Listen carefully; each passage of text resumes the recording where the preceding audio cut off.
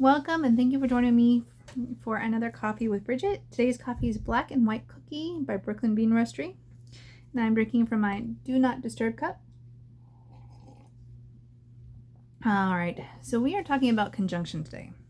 We have talked about the other phases in alchemy. We started off with the creepy crawly phases, the calcination and dissolution, the Devil card and the Tower card, the desire mind and existential crisis identity loss. Then we moved on to the Star card, which is hope, self-reflection, self-analysis, starting to see the pieces of us that we, the underlying patterns to who we are, seeking, finding answers, listening to others who are wiser than us, the Star card. We are at the wolf phase on the spiritual path. The creepy crawly phase, the wolf phase. This is the untamed mind, I guess you could say. So, conjunction is complicated. Don't mind me holding my amethyst as I do this. Is one of those things. I'm autistic, so I gotta fidget with something.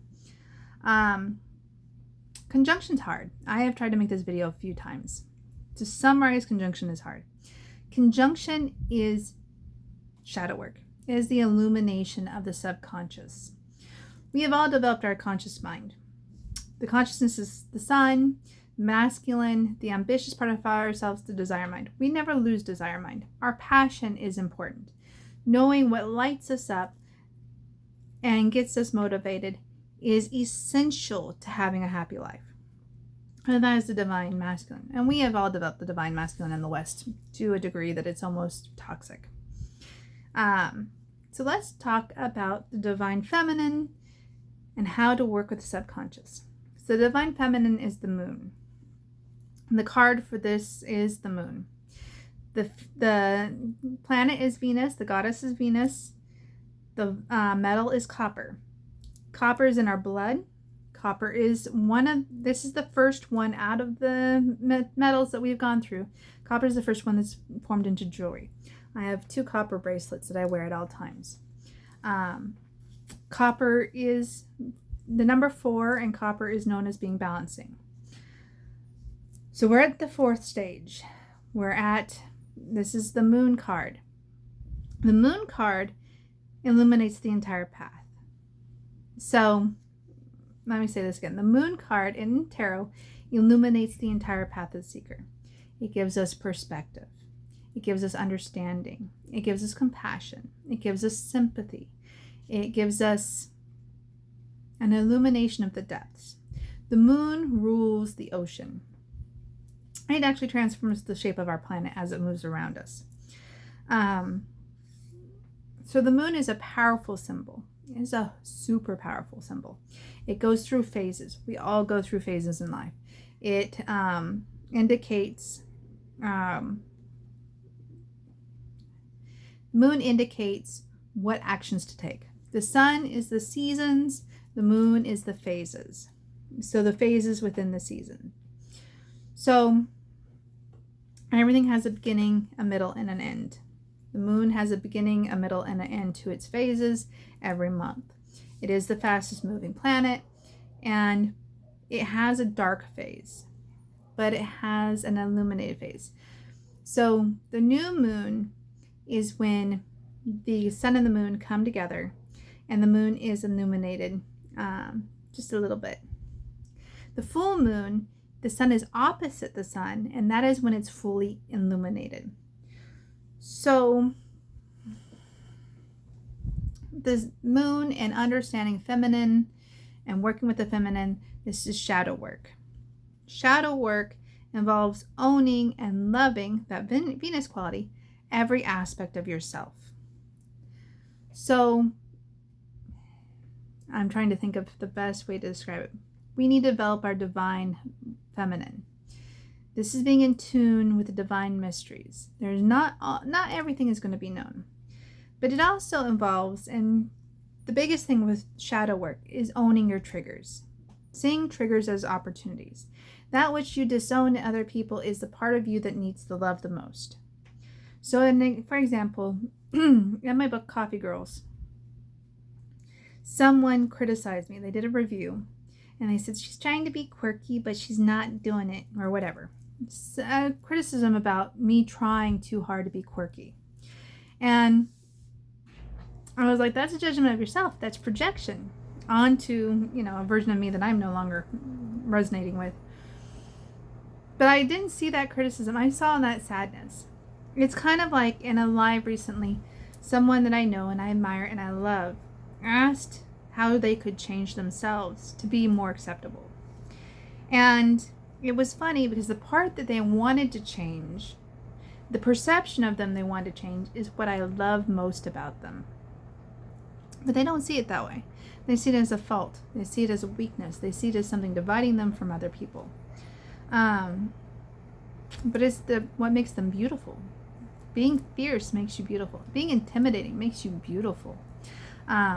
Being able to be a straight shooter and tell people exactly where they stand in a very articulate way is beautiful. And if anybody doesn't admire that, there is a deep, deep wound in themselves. So shadow work is finding those deep wounds. Saying, okay, this trigger exists because at this age, I went through this. I don't have to be that child anymore. I don't have to respond from that childlike persona. I don't have to act like a child and say, no, I don't want that to exist because it triggers me. Sorry for the voice. But that, when people are like, I'm triggered, you need to change. When you are triggered, change yourself. When you come across something that makes you uncomfortable, find out why it makes you uncomfortable. It takes tremendous courage. It takes Mars warrior energy. It takes a conscious masculine mind to do it. But you're illuminating the subconscious. You're illuminating your nervous system. You're illuminating the part of you that is a knee-jerk reaction. And when you do this often enough, you don't get triggered anymore. You own it. You own parts of yourself that you've disowned. People think shadow work is just owning aspects of themselves, like the inner bitch, and that it's part of you that you like. The inner bitch is a good thing. The dark lady in the fairy oracle card is a good thing. You need to be able to assert yourself.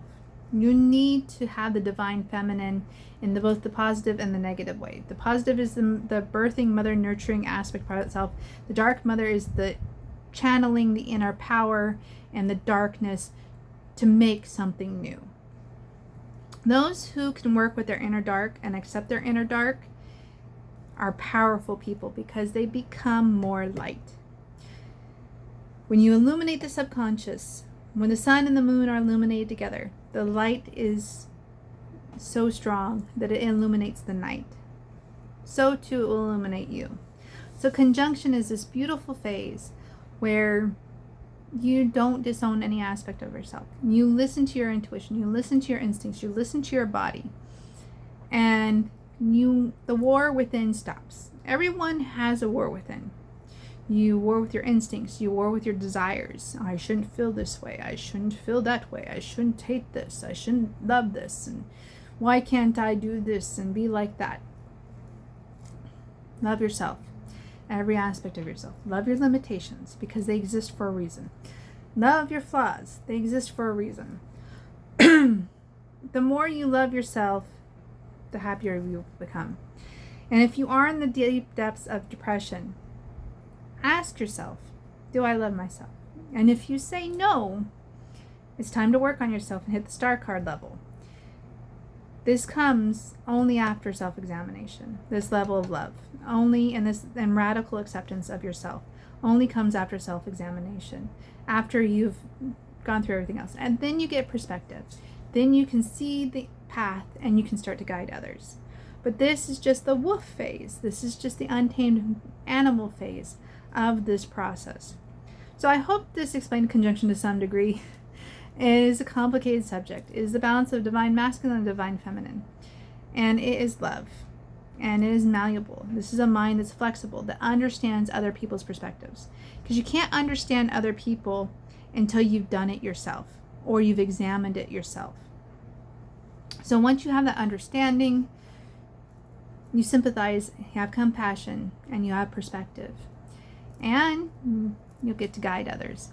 So I hope you enjoyed this video. Take care. Bye for now.